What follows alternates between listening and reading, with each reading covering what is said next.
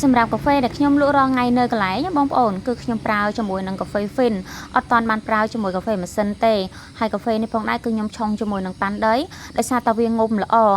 ហើយការឆុងកាហ្វេរបស់ខ្ញុំអត់មានអីជាពិបាកទេបងប្អូនដោយតែបងប្អូនធ្លាប់ធ្វើរាល់ដងអញ្ចឹងគឺយើងប្រើជាមួយនឹងទឹកក្តៅខ្លាំងបងប្អូនទឹកក្តៅដាំពុះតែម្ដងហើយជាមួយនឹងកាហ្វេគឺដូចគ្នាបងប្អូនដាក់កាហ្វេរង្វាល់មួយស្មានប៉ាន់ជាមួយប៉ាន់កាហ្វេដែលត្រង់ខាងក្រោមហ្នឹងទៅហើយចាក់ទឹកតិចគឺរំជុំវិញកាហ្វេបងប្អូនគឺកុំចាក់វិលទៅវិលមកពីឆ្វេងទៅស្ដាំពីស្ដាំទៅឆ្វេងបើបងប្អូនចាក់ពីឆ្វេងគឺដឹងតែពីឆ្វេងរហូតបើចាក់ពីស្ដាំយើងដឹងតែពីស្ដាំគឺកុំចាក់នៅកន្លែងដើម្បីកុំឲ្យកាហ្វេហ្នឹងគឺវាហៀទៅតាមចំហៀងហើយឲ្យច្រោះទឹកទៅតាមម្ខាងចំពោះការឆុងកាហ្វេរបស់ខ្ញុំគឺខ្ញុំអាប់ទុករយៈពេល2ទៅ3នាទីសិនបងប្អូនដើម្បីឲ្យ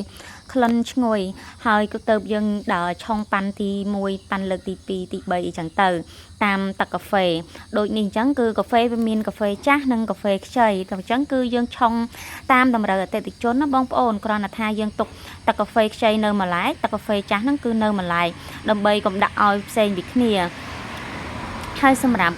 កាហ្វេហ្នឹងគឺបងប្អូនឆុងតាមតំបន់រៀងខ្លួនទៅកន្លែងមកមើលជាមួយនឹងភីសានេះផងដែរគឺភ្ញៀវគាត់កំងចំនួន2ទៅ3នំឯណោះបងប្អូនដល់ពេលអញ្ចឹងគឺខ្ញុំឆុងកាហ្វេ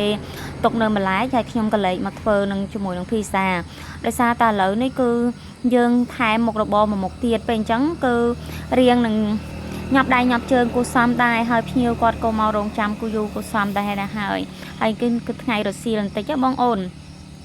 អរគុណសម្រាប់ម៉ួយដោយសារតែកន្លែងខ្ញុំអត់តន់ហើយទេដល់ពេលអញ្ចឹងទៅគឺគាត់នៅតែមានម៉ួយគាត់ចូលទិញរហូតហោហែអញ្ចឹងណាបងប្អូនគឺខ្ញុំធ្វើបដាលក់បដាអញ្ចឹងឯងបងអូនអើយអត់មានធ្វើហើយចាំបើកន្លែងលក់តែម្ដងអត់ទេដោយសារតែថវិកាយើងក៏រៀងខ្វះដែរដល់ពេលអញ្ចឹងទៅគឺយើងធ្វើផងយើងលក់ផងអីចឹងទៅណាបងប្អូនយើងអត់ចាំបាច់បខំតាមអ្វីដែលយើងទាំងត្រូវតែហើយចាំរៀបចំលក់អីអាហ្នឹងសម្រាប់លើបងប្អូនមានអធិការច្រើនគឺយើងមានដើមទុនច្រើនអញ្ចឹងទៅគឺយើងគ្រាន់តែចាំបើកលក់តែម្ដងតែសម្រាប់ខ្ញុំវិញគឺធ្វើផងលក់ផងដើម្បីយើងសំថវិកាខ្លះអញ្ចឹងណាបងប្អូនហើយនិយាយពីភ្ញៀវរបស់យើងបងប្អូនគឺគាត់ឲ្យតែជិះឆ្លងកាត់គឺគាត់តែងតែចូលទិញរហូតជាពិសេសគឺម៉ួយដែលមកពីកញ្ចេះឡើងទៅលេងស្នួលទៅលេងខាងដូកូរ៉េអីគឺគាត់តែងតែទិញជាមួយនឹងភេសជ្ជៈទិញដូងទិញអីញ៉ាំអីចឹងណាបងប្អូនដោយសារកន្លែងយើងមានទាំងភីសាភេសជ្ជៈគ្រឿងកំប៉ុង